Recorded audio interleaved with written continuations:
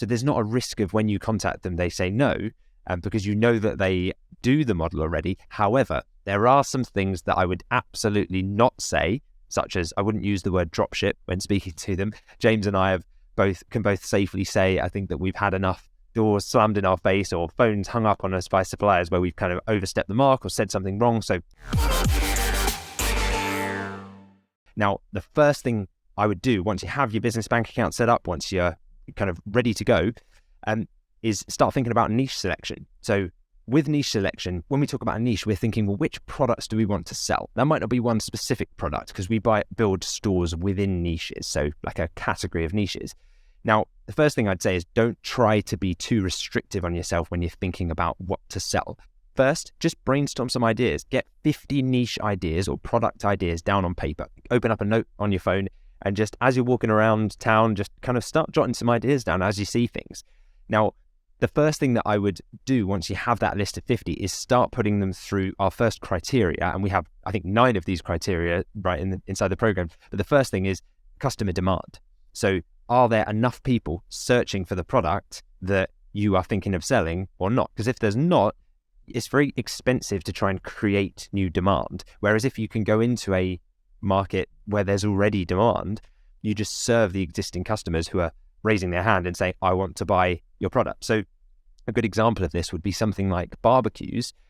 There's never going to be a shortage of people looking to purchase barbecues because it's not so niche that you have to go and teach people what a barbecue is, right? There are already people looking for it. Maybe their old one broke years ago or they have a need for it. So if you can just kind of slot into the market and take a slice of that huge market, you can build a 6-figure business just by being pretty average at what you're doing, right? Now, not to mention what can happen if you become really good at it. Another of our criteria, and we won't go through all 9 of them now. If you want more information on that, we have a free training on where we go through this at dropshipunlocked.com/free. So if you head over there, we can kind of guide you through the full process of this. But another thing we'd look for is a non-seasonal niche. So we don't want something that's like really good around Christmas time and then just dries up for the rest of the year. Because if you want a sustainable long-term lifestyle business, you don't want all of your sales to come through in the month of December and then for the rest of the year you get nothing, right? So those are the kinds of things I'd look at. Another one is average price points that you want to be selling products if you're following our model, the Home Turf Advantage model, that are upwards of about £300 in average product price, ideally higher. You know, we sell products every day that are above 1,000, above 2,000, but anything below 300, when you're drop shipping it using this model, your margins are going to get squeezed and it's going to be hard to make it really work long term. So those are some initial goals to get you started and getting those product niche selection ideas going. Exactly. And when it comes to niche selection, I think because you've got your goals set up in the first place, which is so crucial, and I keep going back to it, you can then apply those goals to the niche that you want to go in. So having your average order value over £300 is going to link directly into your lifestyle goals where you don't want to be having to process thousands of orders every day. Instead, it can literally just be 1 or 2 and you can generate thousands of pounds worth of sales and profit very quickly when your average order value is above £300, which it is with the Home Turf Advantage. And also have a think about which products you want to go into and have a niche that you're confident has a proof of concept already. So one of the criteria as well that we go through in the program is making sure that you can see there's proof that these products are selling already by websites that are very similar to ours already. And so we can find out whether those products are going to be a success for us before we even start. So this data-driven approach really gives us absolute confidence in making the decision which products we should go behind, instead of just going on a whim and thinking, oh, I'll sell, I don't know, windows because I've got 7 of them in my house. You really make a data-driven decision in terms of which products to go for. And then once you've decided which products you want to go for, then comes the next step, which is exciting for a lot of people, and that's building your Shopify store, so your website where you can then sell your products online. Yeah, so we use Shopify just because it is the best e-commerce platform out there in our experience. There are loads of e-commerce platforms, but none of them, in our opinion, are at the forefront of e-commerce in the same way that Shopify is. So again, we've partnered with Shopify because we're like, well, if it's that good, then let's give people like a reason to use it and try it. So if you go to dropshipunlocked.com/Shopify, you can start a free trial with Shopify, and I think you get 3 months of Shopify for £1 or something. So it's like, well, there's no risk. Just pay £1, have a go, see what you think, build a store, and if you don't like the platform later, you can move. But there are multi-million pound per month brands that are using the Shopify platform, and if it's good enough for them, it's good enough for us, right? Later, if you're a huge world-renowned business and you then want to migrate to a different platform, absolutely. But there's so much to be said at the beginning for getting out your own way, keeping it simple, and letting the platform experts do what they do best. So if you head over to dropshipunlocked.com/Shopify, you can get access to that deal that we've partnered with them on. Yeah, and I know that Gymshark are an example of a brand that use Shopify to go to multi-millions every month. And they may still use them now, I'm not sure, but it just shows that these huge companies trust in Shopify as a leading e-commerce provider. It's always been good enough for me. With the stores that I've used, it's always been Shopify. And so that's where we'd recommend you go in terms of building your website. And the initial thing that you want to do with your store is just to build a very basic store initially. So it's easy to get carried away and spend months, easily you can spend months on building a website thinking that you're busy every day creating this incredible website. But actually, to start with, you just want to have a minimum viable store, which we talk about in the program, which is just enough. So you've got your products there, you can make sales, you can show your suppliers that you've got a serious website already set up that works. And then you can, over the course of the next few months and years after you've made the sales, you can then reinvest that profit into a brilliant looking website. But initially, it's just about having that working website that's professional looking, and you can go a long way with that initially. And that keeps up your momentum as well in terms of growing your business. So once you've got that store, as I mentioned, you can then use that to do the next thing that I would do, which would be to go and contact the suppliers within the niche that you've chosen.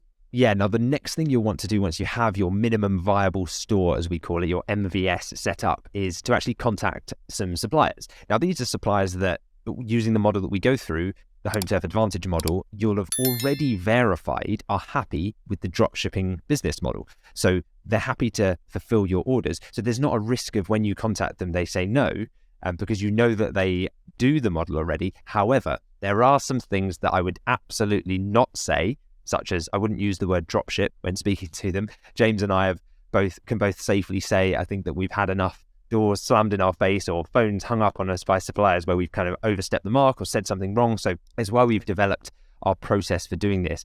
And we've actually put together a supplier contact script specifically for the UK supplier. So this is like phone scripts, email scripts, and it's actually one of the bonuses you get when you order my new book, The Home Turf Advantage. So if you did want to get access to that, you go through, order the Home Turf Advantage book. There's a link in the show notes to this, and you can order that.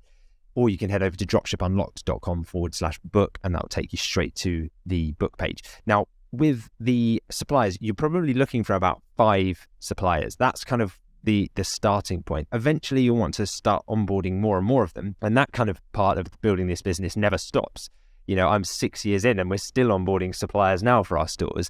But if you can get 30 to 40 high-ticket products from those 5 suppliers, what that does is diversifies your risk. Because the Pareto principle of 80% of your sales will probably come from 20% of your products. But the danger is when you start, you don't know which 20% that will be. And so people start with 5 products and they run ads to them and then they go, hey, the ads are not working. I'm like, well, of course, because you probably don't yet have any products that resonate with the market. We can't force unpopular products on a market just by running ads to them. It doesn't matter how much you get those products in front of customers. If they're not interested, they're not going to buy from you. So what we can do is diversify that risk. Now, one of the ways we do that is we use marketing campaigns such as Google Ads. So James, maybe you can take us through a bit more about why we use Google Ads. Yeah, absolutely. And it all comes down to finding customers that are further down the buying funnel already. So that means that we're targeting customers that have already expressed an interest in buying the products that we are selling, instead of using, for example, Facebook ads, where we're having to interrupt people through their scrolling experience and show them ads of our products. So that's a very disruptive marketing technique that you can use with Facebook ads, but that comes with a lot more difficulty, more ad spend, because you're trying to target cold traffic that haven't already expressed interest in your products. Instead, with Google ads, that's the reason why we use Google ads, is because we can target people that are using keywords when they search on Google for the products that we sell. And specifically, they're also using buying intent keywords.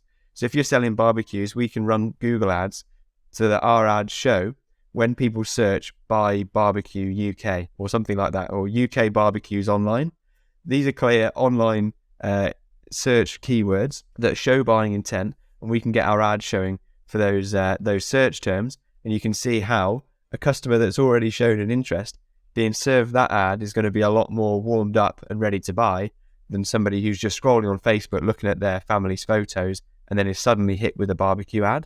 So that's the reason why we use Google Ads. And then once you've got your Google Ads set up, which we'll show you in the program, of course, you just then have a process of continued optimization using the data that you get, the teams and teams of data that Google provides. We can make the most of that and use that to inform our decisions about how we're going to optimize the marketing campaigns going forward.